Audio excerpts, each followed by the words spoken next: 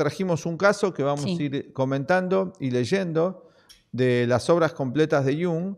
Está también en los escritos separados que él presenta. Sí. Así que esperemos que esto les sirva también para la autoobservación, para conocerse más ustedes mismos, como nos ha servido tanto a nosotros, que enseñamos todo esto en nuestra escuela, enseñamos el sistema, y está íntimamente relacionado con que la energía psíquica, la libido, es autónoma. En general funciona autónomamente, no está bajo nuestro control. Y conocemos muy poco del movimiento de la energía de la mente. Hoy, por ejemplo, se conoce acerca del movimiento de la energía climática. Algo se conoce. Pero de la mente todavía se conoce muy poco. Y Carl Gustav Jung nos trae grandes conocimientos, porque retoma todos los conocimientos de la sabiduría antigua y los retraduce al mundo moderno, donde había mucha ciencia de la mente, aunque parezca mentira. Cuando estudiamos el budismo, estudiamos las antiguas ideas gnósticas, estudiamos otras corrientes psicológicas y espirituales, había un gran conocimiento de los procesos mentales. Y en el mundo moderno, recién estamos a un siglo y pico de la psicología conocida con ese nombre, o sea que es bastante nuevo. Vamos a ver qué tiene la psicología más antigua de la humanidad y que Jung la traduce en algo moderno y aparte lo reformula de un modo magnífico según nuestro punto de vista, que aportarnos a estos momentos de la vida. Por eso dijimos cuidado, porque puedo cambiar algo y que las cosas empeoren para mí.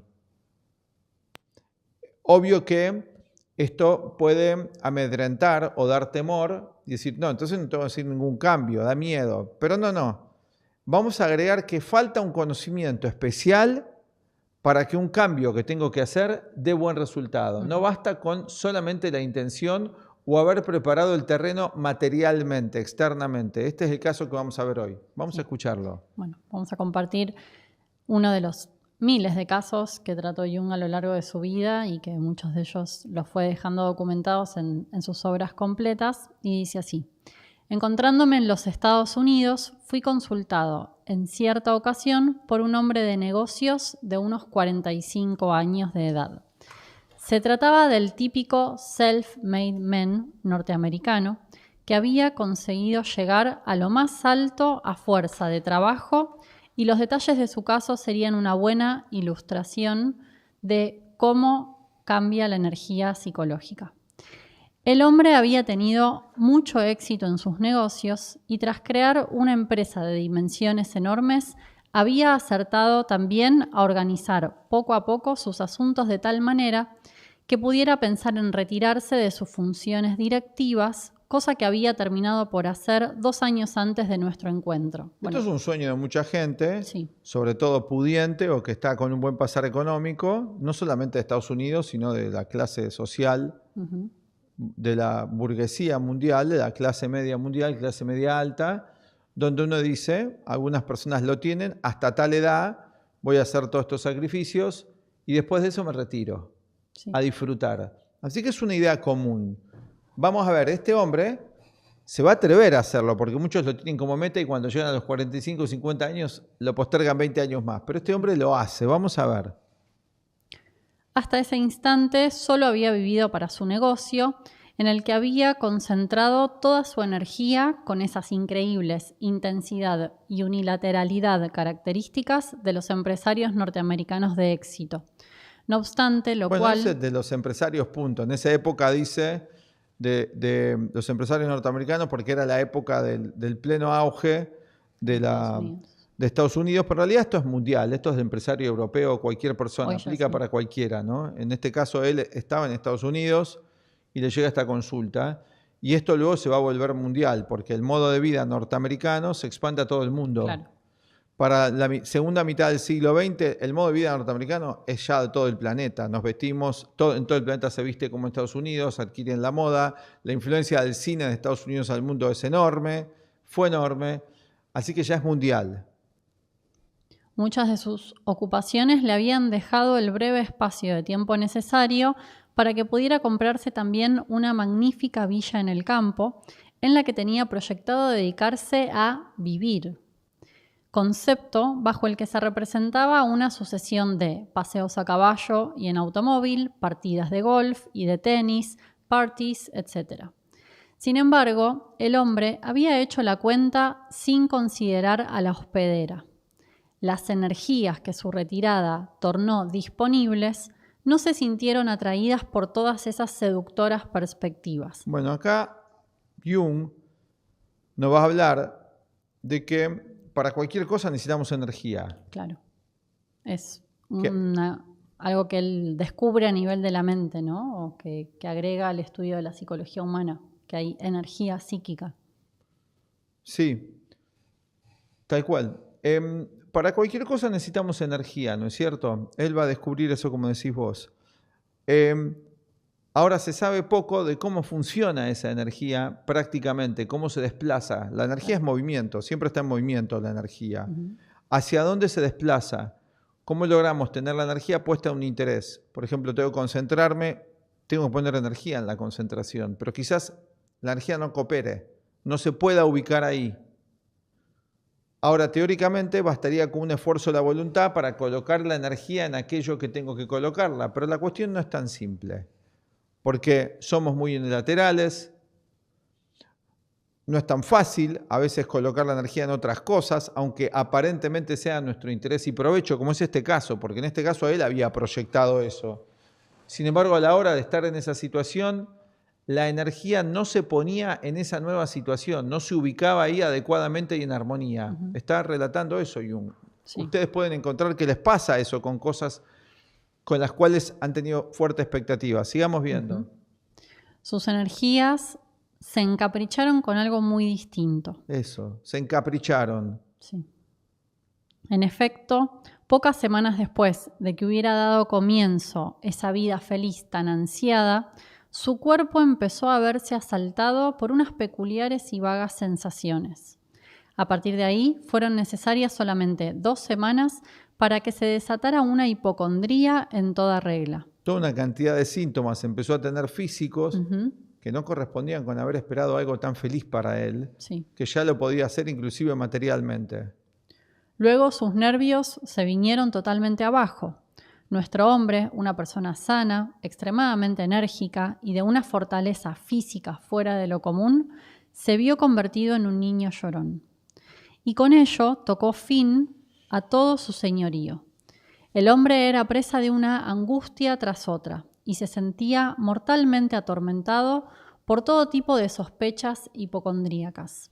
Se decidió entonces a consultar a un famoso especialista, quien enseguida acertó a darse cuenta de que lo único que le faltaba era su trabajo. Que había dejado el trabajo para llevar una vida de ocio. Este hombre también creyó verlo así y se reintegró de inmediato a su antiguo puesto. Hay personas, por ejemplo, hoy hablamos con vos de eso, que quieren hacer un gran cambio, pero no lo hacen porque intuyen que no van a estar mejor, aunque no están del todo cómodas con la situación que tienen. Prefieren lo conocido, lo malo conocido. Mejor bueno conocido, malo conocido que bueno por conocer. Completamente. Hay una intuición de que algo no va a salir así. Sí. Ahora, ¿es aconsejable no hacer cambios, grandes cambios? No estamos diciendo eso, estamos diciendo cómo funciona el proceso. Y acá Jung, evidentemente, porque había un Jung, tiene una salida para eso, pero hay que ver si la persona la puede tomar la salida. Porque en general tendemos a ir como de un extremo al otro. Completamente. ¿No? Acá él fue al extremo del ocio y la única alternativa que conocía a eso era el trabajo. Entonces volvió al trabajo. Bien, pero la cuestión es que por más que sea un extremo y que cambiemos, hay otro factor que acá está enfatizando Jung, que la libido no responde. No acompaña, no responde. Pero eso nos puede pasar en un montón de cosas en nuestra vida, no solamente con un gran cambio. No tenemos la energía disponible para esa situación. Me encuentro con una persona que es importante para mí y no puedo poner la energía en el vínculo. Lo cual caigo en un estado de confusión. ¿Qué falta integrar? ¿Qué conocimientos están faltando? ¿Cuánto sabemos de la mente? Evidentemente este hombre no sabía mucho de la mente, ni sabía mucho de sí mismo, sabía de los negocios. Estamos en una situación de época donde cada vez va a ser más necesario, porque es muy complejo, y esto pasa todo el tiempo, que sepamos más acerca de la mente, más acerca de cómo funcionan los mecanismos mentales. Por eso nosotros enseñamos todo esto, ¿no? Escuchemos entonces. Bueno, volvió al trabajo entonces y ¿qué pasó?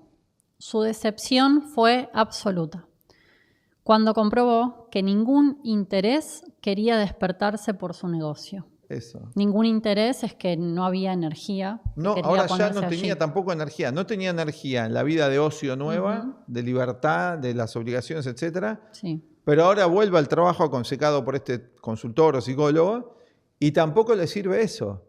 O sea, se queda sin una cosa y sin la otra, lo cual pasa a una situación más crítica, a una depresión más severa. Probó entonces a tener paciencia e insistir, pero no sirvió de nada. La energía no quiso permitir que ningún medio la restituyera a su antigua ocupación. Eso, no quiso. O sea, acá estamos hablando de un movimiento de energía autónomo. Sí. Muy contrario a la idea del self-made man. Claro. El hombre que se hace a sí mismo. La idea es que yo dispongo de la energía como quiero. A mi voluntad. Y se vende eso, sí, a mi voluntad. Que todo depende de mí, del ego.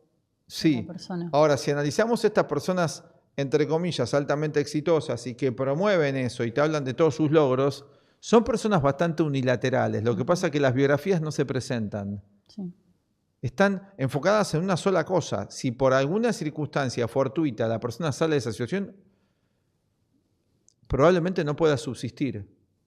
Se adapta solamente en un círculo cerrado de situaciones que las protege, y eso se le llama conservadurismo, el estar siempre en lo mismo, no tener multiplicidad de roles y de situaciones en las que podamos estar. Evidentemente este hombre era muy unilateral, tampoco él lo sabía.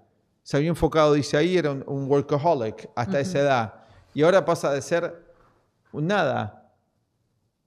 Entonces todo esto desconcerte. Y tampoco puede volver a ser un workaholic, porque evidentemente hubo una inteligencia que lo estaba llevando a una crisis. Claro. Y además la edad también. La crisis es la mitad de la vida, pero también se puede dar antes esto, ¿no? Pero fundamentalmente además se agrega acá el factor de la crisis de la mitad de la vida, que es cuando uno, en general, si trabajó, si hizo esfuerzos, si todo logra algún resultado, si lo logra a esa edad aproximadamente, que este hombre sí era capaz de obtener resultados materiales, eso lo había podido hacer. Entonces estaba muy confiado de que si tuvo la voluntad física y en algún nivel psicológica para sacar con éxito el trabajo, le va a pasar lo mismo con cualquier otra cosa que emprenda. Le va a pasar igual, la energía va a responder de igual modo. Pero resulta que en toda esa visión solamente hay ego, hay un yo. No hay algo más que el yo. No se tiene en cuenta eso. Así que ese es un factor que este hombre ignoraba. Ignoraba que había factores inconscientes más complejos en su propia psicología, pues estaba familiarizado en su rol de empresario más que nada. Donde los obstáculos están afuera, o son otras personas, o cuestiones económicas, o cosas temporales. Claro, pero eso no le quita mérito, porque tiene un mérito también la conquista del mundo. No es que eso está mal. No todo el mundo lo hace tampoco. Este hombre es positivo que haya hecho eso, una parte de la conquista del mundo la tenía. Pero la vida pide más de nosotros, tiene otra intención, quiere que lleguemos a ser más completos que solamente esto o aquello. Profesionalmente o socialmente. Lo que sea, no, también puede ser afectivamente, solamente esto o aquello. Claro. De cualquier unilateralidad de la que se hable, de las múltiples situaciones de vida, la vida es una totalidad. Entonces, sobre todo en esta época, que los arquetipos, como dice Jung, están tan constelados, tienen tanta potencia, se está demandando de todos nosotros la totalidad, y nada menos que eso. Es una época especial.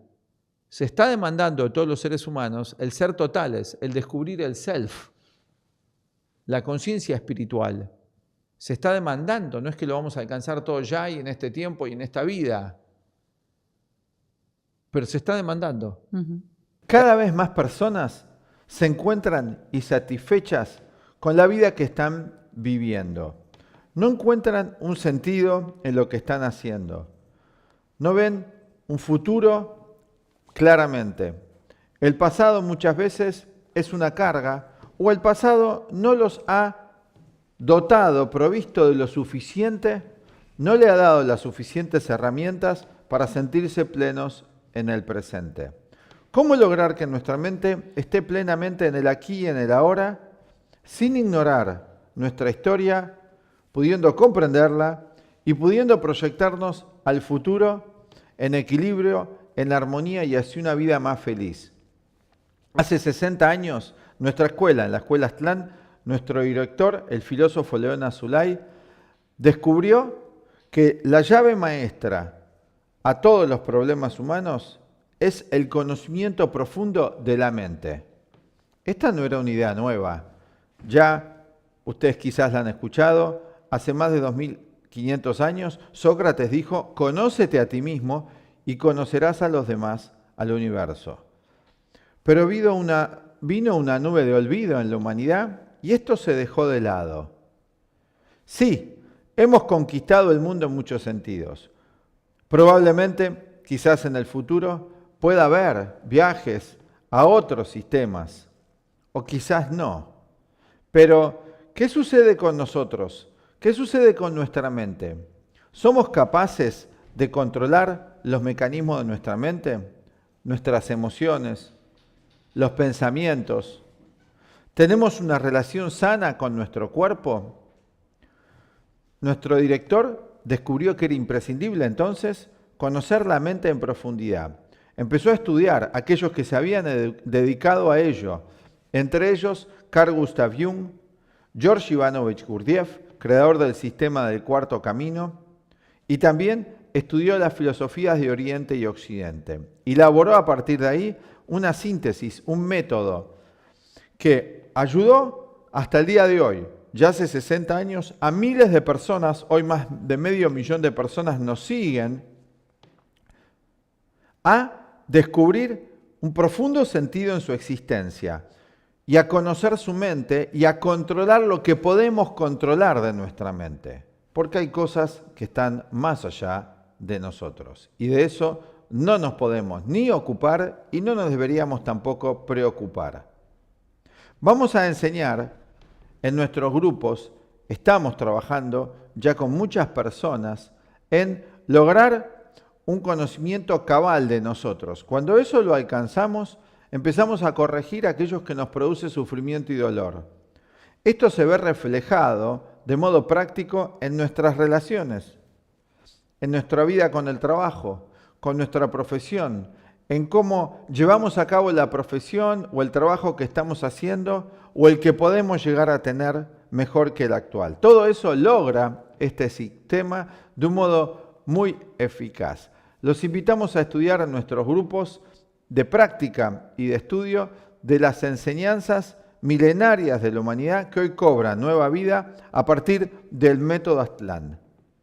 Los esperamos, aquí abajo encuentran toda la información para poder anotarse y participar de esta masa crítica de la humanidad que está encontrando el sentido interior a todo lo que sucede. Porque el sentido no lo podemos encontrar en las cosas, sino en el centro de nuestra conciencia. Y para eso necesitamos aprender a estar en el aquí y en el ahora, con una visión hacia atrás y hacia adelante más clara. Los esperamos.